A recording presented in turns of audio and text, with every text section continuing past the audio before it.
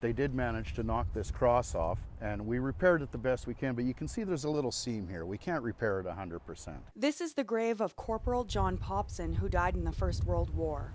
It is one of a dozen headstones damaged by vandals in St. Patrick's Cemetery. City crews do their best to repair the damages, but the scars remain.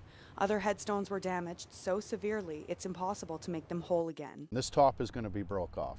It just shattered into too many pieces. We can't fix it and put it back together and make it look nice.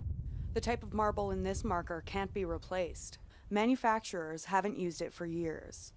The graves tell not only the story of the person, but also reflect on the history of the world. And he died, I believe, it was October 2nd, 1918. He died just before the armistice was signed.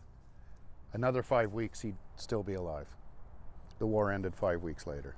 And here is a person who fought and died during the First World War, and someone here 100 years later has no respect and breaks his headstone.